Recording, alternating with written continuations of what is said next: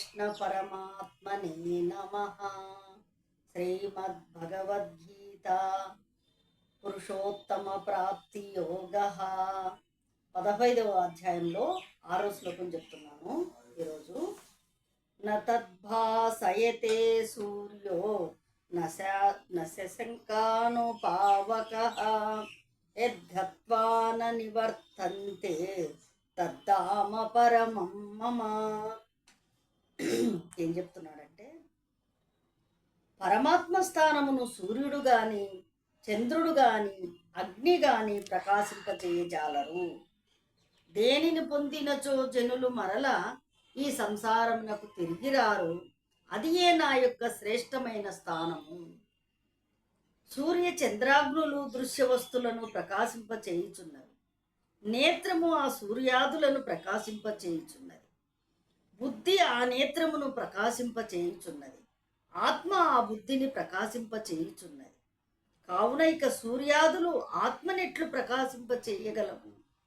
ముండకోపనిషత్తునందు ఈ విషయము చక్కగా నిరూపింపబడినది. యద్గత్వా నివర్తంతే, ఆత్మస్థానమును పొందినవారు మరలా జన్మ పరంపరలందు సంసార దుఃఖ రూపగర్తమందు పడరు. బ్రహ్మాండమునందే లోకమునకేగినను మరలా తిరిగి రావలసినదే, మరలా జన్మింపవలసినదే. దుఃఖమును అంతము చేయగల శక్తి వానికి లేదు. ఒక్క పరమాత్మ స్థానమునకు మాత్రం అట్టి శక్తి కలదు. దానిని పొందినవారు తిరిగి రారు, మరల దుఃఖప్రదమగు ఈ సంసారమున జన్మింపరు. పునరావృత్తి రహిత శాశ్వత కైవల్య పదమే ఇది. ఈ విషయముననే పై శ్లోకములో యస్మిన్ గతాన నివర్తంతి భూయ అని తెలిపి ఉంటది. ఎవరైతే ఆత్మను గురించి తెలుసుకుంటారో, ఆత్మస్థానంలో ఉంటారో, అటువంటి జన్మకు రారు, మోక్షాన్ని పొందుతారు. 7వ శ్లోకంలో మైమైవాంశ భుజీవలోకే జీవభూత సనాతనః మనుష్యష్టానీంద్రియాణి ప్రకృతిస్థాని కర్ష్యతి.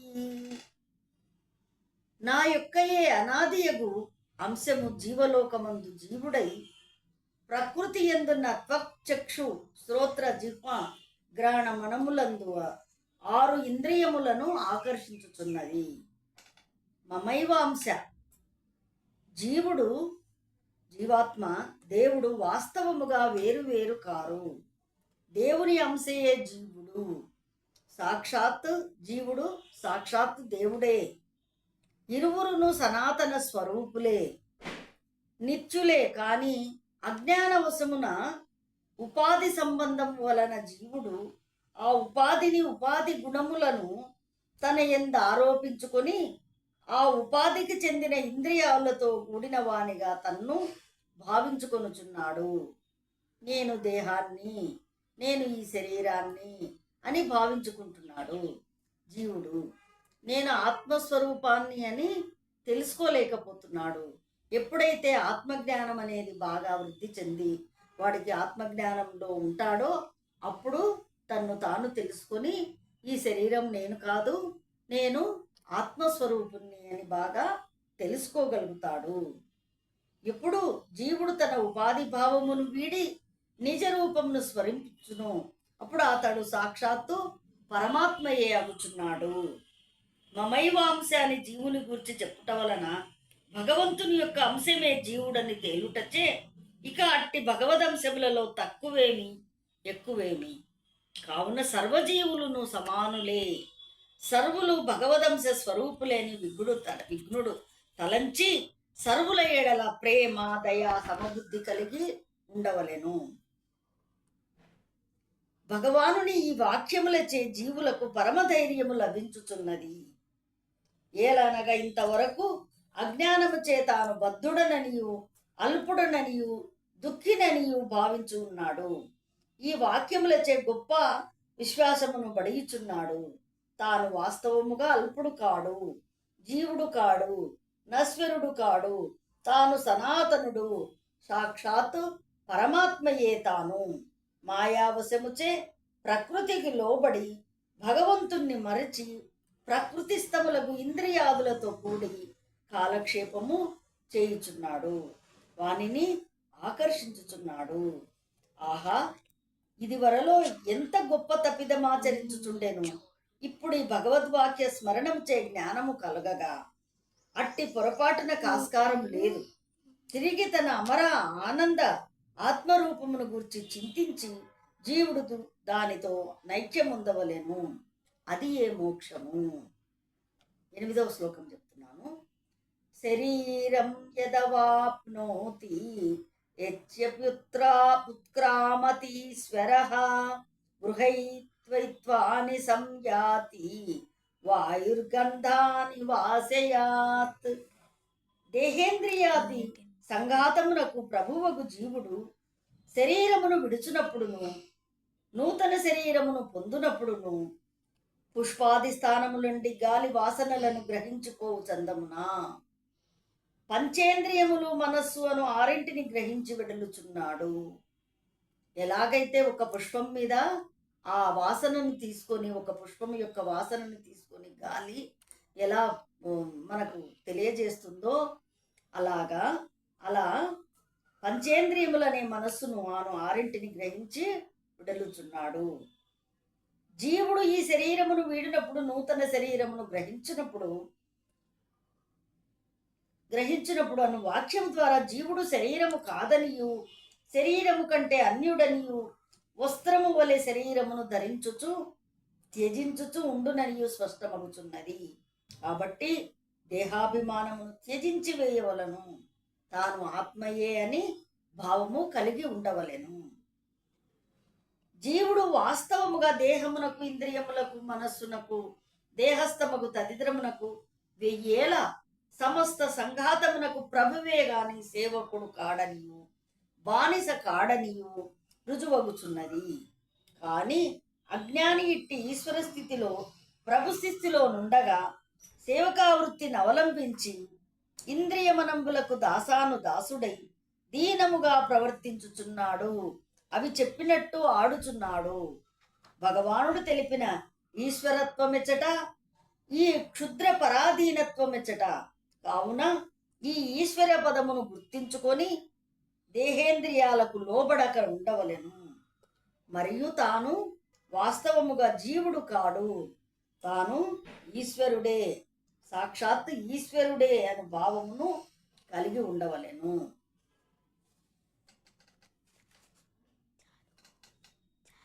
9వ శ్లోకం. శ్రోత్రం చక్షుస్పర్శనం చ రసనం ఘ్రాణమేవ చ అధిష్టాయ మనశ్చాయం విషయానుపసేవతే. ఈ జీవుడు చెవిని, కంటిని, చర్మమును, నాలుకను, ముక్కును, మనస్సును ఆశ్రయించి శబ్దాది విషయములను అనుభవించుచున్నాడు. అధిష్టాయ మనశ్చాయం, మనస్సును, ఇంద్రియములను ఆశ్రయించి అని చెప్పుట వలన జీవుడు వాస్తవముగా మనస్సు కంటేను, ఇంద్రియముల కంటేను వేరుగా ఉన్నాడనియు, ఇంద్రియమనంబులు ఉపాధి రూపాలే అనియు, ఆ ఉపాధిని ఆశ్రయించి అతడు సుఖ దుఃఖములను అనుభవించుచున్నాడనియు స్పష్టమగుచున్నది. కాబట్టి మనోవికారములు గాని, ఇంద్రియ వికారము గాని ఆత్మకు చెందవు. తనకంటే వేరైన ఇంద్రియమనంబులను, ఉపాధి రూపమైన తొడుగును ధరించి ఆత్మ జీవుడు విషయాదులను, సుఖదుఖాదులను అనుభవించుచున్నాడు.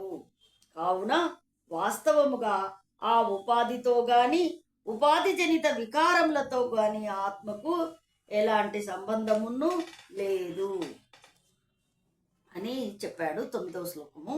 ఇప్పుడు 10వ శ్లోకం చెప్తున్నాను. ఉత్క్రామంతం స్థితం వాపి విజ్ఞానం వా గుణాన్వితం విమూఢానాను పశ్యంతి జ్ఞానచక్షుషః. ఒక శరీరము నుండి మరి ఒక శరీరమునకు బయలుదేరుచున్నవాడును, లేక శరీరమునందున్నవాడును, లేక విషయములను అనుభవించుచున్నవాడును, గుణములతో కూడిన వాడునగు ఈ జీవాత్మను అజ్ఞానులు చూడజాలరు, తెలుసుకొనజాలరు. జ్ఞాన దృష్టి గలవారు మాత్రము చూచుచున్నారు, తెలుసుకొనుచున్నారు. అనగా ఆయా క్రియలు జరుపుచున్నప్పుడు అతనిని అజ్ఞానులు ఎరంగజాలరనియు, జ్ఞానులు మాత్రం ఎరంగగలరనియు భావము. భగవంతుడు మాకేల కనిపించకున్నారని అనేకులు ప్రశ్నించుచుందురు. దానికి సమాధానమును శ్రీకృష్ణమూర్తి ఈ శ్లోకంన నొసంగిరి. నీవు జ్ఞాన నేత్రమును సంపాదించినచో ఇచ్చటని ఈ శరీరమునందే పరమాత్మను దర్శింపగలవు అని భగవానుడు నుడుగుచున్నాడు. వారికై దూరమున వెతకనక్కరలేదు. జీవుని యొక్క స్వశరీరమునని అతనిని కనుగొనవచ్చును. తినుచు త్రాగుచు అనుభవించుచున్న ఆ వ్యక్తిని వివేచనచో, సూక్ష్మ దృష్టితో, జ్ఞాన దృష్టితో మనుజుడు కనుగొనగలడు. పశ్యంతి జ్ఞాన చక్షుషః. ప్రాపంచిక దృశ్య వాసన ప్రాబల్యం వలన అజ్ఞానులు అతనిని తెలుసుకొనజాలకున్నారు. అద్దమును ప్రపంచం వైపు తిప్పి పట్టుకునినచో ముఖము అందు కానరాదు. తన వైపు గావించినచో ఆత్మ వస్తువు అందు కానరాదు. అద్దమును ప్రపంచం వైపు త్రిప్పి పట్టుకొనినచో ముఖము అందు కానరాదు. తన వైపు త్రిప్పుకొనినచో మాత్రమే కానవచ్చును. అట్లే మనస్సును బహిర్ముఖముగా చపలముగా వాసనాయుక్తముగా గావించినచో ఆత్మ వస్తువు అందు కానరాదు. ఎప్పుడు బయటి విషయాల మీదనే పరిగెడుతూ ఉన్నప్పుడు మనకు ఆత్మ తెలియబడదు. ఎప్పుడైతే నువ్వు అంతర్ముఖ దృష్టిని కలిగి ఉంటావో, జ్ఞానంతో నీవు ఆత్మ దృష్టిని కలిగి ఉంటావో, అప్పుడు నీవు దేహం కాదని, ఈ ఆత్మస్వరూపమేనని నువ్వు చక్కగా తెలుసుకొని అందులో లీనమైపోతావు. మోక్షాన్ని పొందగలగడానికి ఎప్పుడు కూడా మనము ఆత్మదృష్టినే కలిగి ఉండాలి. జ్ఞాన దృష్టినే వీలైనంత వరకు అలవర్చుకోవాలి. ఓం తత్సత్. ఇది శ్రీమద్ భగవద్గీతాసు ఉపనిషత్సు 10వ అధ్యాయం 10వ శ్లోకం వరకు చెప్పాను. పురుషోత్తమ ప్రాప్తి యోగంలో మా వీడియో మీకు అందరికీ నచ్చినట్లయితే సబ్స్క్రైబ్ చేసుకోవాల్సిందిగా కోరుచున్నాను. లోకా సమస్తాం సుఖినో భవంతు. ఓం శాంతి శాంతి శాంతి.